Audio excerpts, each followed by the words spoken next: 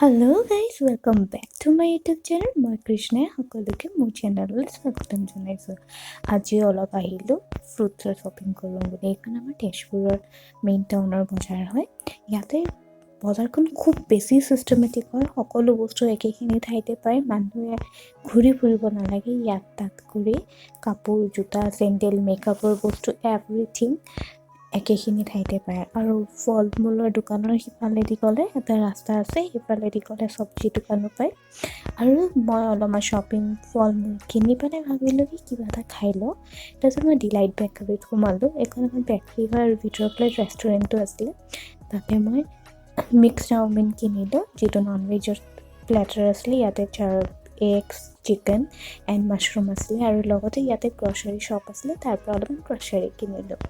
আৰু ঘৰলৈ আহি এয়া মই প্ৰিপেয়াৰ কৰিব লৈছোঁ চিকেনটো বনাবৰ কাৰণে মই আগতে পিঁয়াজখিনি ভাজি ল'লোঁ।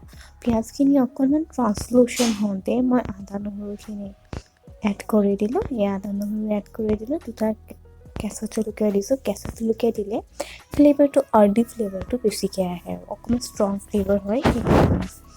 তাৰপাছত মই এড কৰিলোঁ এটা কাটা বিলাহী। মই এনেকৈ সৰু সৰুকৈ কাটি লৈছিলোঁ।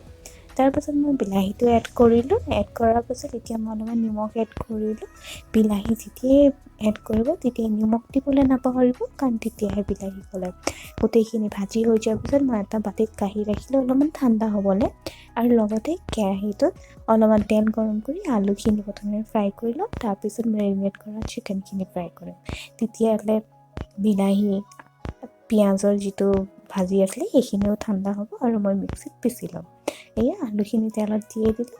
এই যে অলপমান নাৰিকল আছিলে, নাৰিকলখিনিও মই এড কৰি দিলোঁ টেষ্টটো অকণ ভাল আহিবৰ কাৰণে। কাজুৰ সলনি আপোনালোকে নাৰিকলো ইউজ কৰিব পাৰে গ্ৰেভিটো ঠিক কৰিবৰ কাৰণে। খাবলৈ খুব বেছি টেষ্টি হয়। আপোনালোকে ট্ৰাই কৰিব আৰু মোক জনাব কেনেকুৱা পালে। এয়া চিকেনখিনি মই ভাজি ল'লোঁ। যদি আপোনালোকৰ পেষ্টৰ কোৱান্টিটিটো বেছি হয় তেতিয়াহ'লে চিকেনটো আগতে ভাজি ল'লে সুবিধা হয়, কাৰণ পেষ্টটো বেছি হ'লে তেতিয়া চিকেনটো ভাজোঁতে বহুত সময় লাগে। এনেকৈ কৰি ভাজিলে কম সময়তে হৈ যায়। চিকেনটো 5-6 মিনিটমানত হৈয়ে যায় ভাজা। আৰু এইখিনি ভাজি হোৱাৰ পাছত আলুখিনি মই এড কৰি দিম। আলুখিনি এড কৰি অকণমান মছলা এড কৰিম। আপোনালোকে মছলাখিনি পেষ্টটোতো একেবাৰে ঢালি দিব পাৰে, নহ'লে ইয়াতে অলপমান ঢালি দিলে তেলৰ লগত ভাজা হৈ যায়, সেইকাৰণে এনেকৈও ঢালি দিব পাৰে। মই অকণমান জিৰা দিলোঁ এতিয়া। আৰু বাকীখিনি মছলাখিনি পিছত এড কৰিম, যিখিনি মই পিচি ৰাখিছিলোঁ।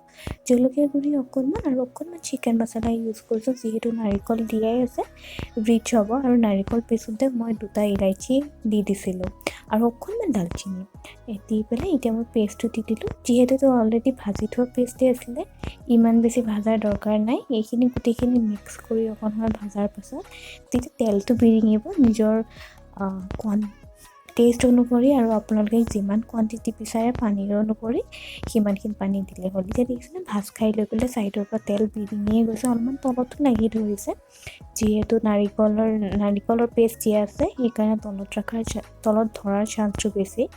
এনেকৈ কৰি খাবলৈ বিৰাট টেষ্ট লাগে নাৰিকল দি পেলাই।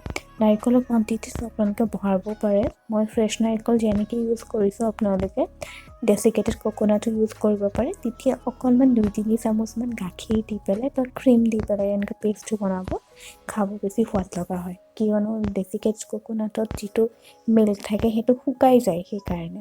এতিয়া দেখিছেনে আপোনালোকে এনেকুৱা কণ্ডিশ্যনতো